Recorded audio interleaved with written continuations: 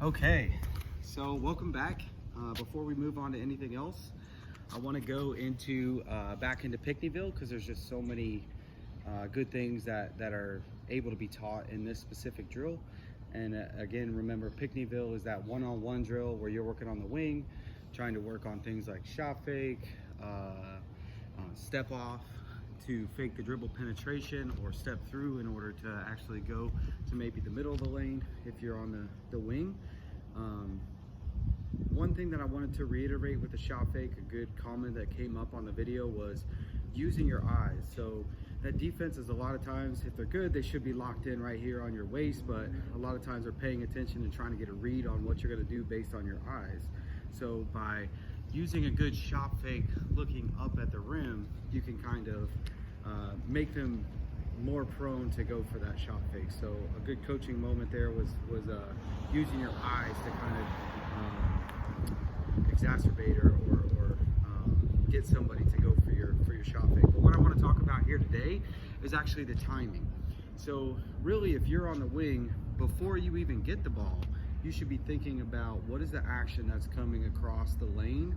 What are going to be my options, right? So many offenses will set a cross screen or something like that to bring a post player to the post block that you're working on, and one of your offenses should be to get the ball into the post, closer to the basket, to make that shot.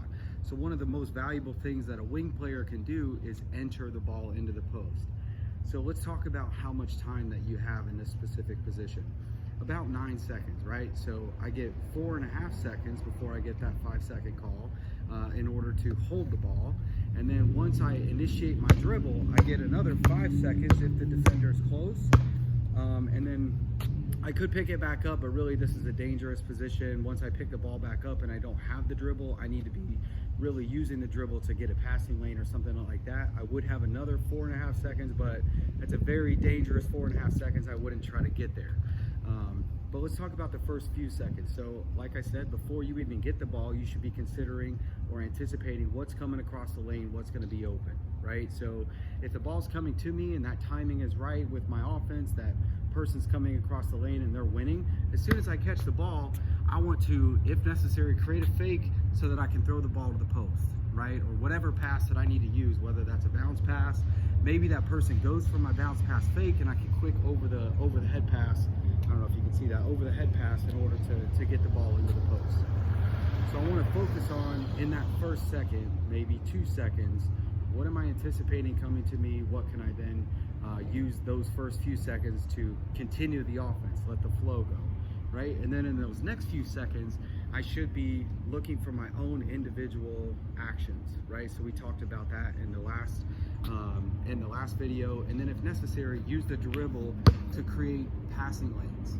So they talk about, a lot of times, let the ball have eyes. And really all that means is let the person on the other end of the pass be able to see the ball. Because if they can't see the ball, if I can't get the ball in an open position to where I can pass them the ball doesn't have eyes. The ball can't see them, they can't see the ball. So consider these moments within your 5 to 9 seconds, both the start with the anticipation of the action coming your way and what you're going to immediately do with the ball, and then revert back to, okay, what can I individually do with the ball after I've exhausted? Maybe the post player is not open, they're playing in front, and there's defense behind. I've exhausted continuing the flow of the offense, and now I have to create my own reactions with a shot fake, with a step back, rocker step, a step forward to try to create someone to go for one of my fakes. And then maybe it's a 1 dribble pull up, maybe it's 2 dribbles to the lane.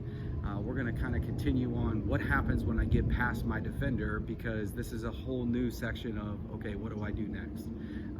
But I thought I'd talk to you about the timing because I think it's very important. Again, let's just continue to work on these things that we've built up to, whether it be the heel ball, the rhythm of the feet, whether it be that core work and understanding what does it feel like in that condensed position that allows all of the muscles to work together.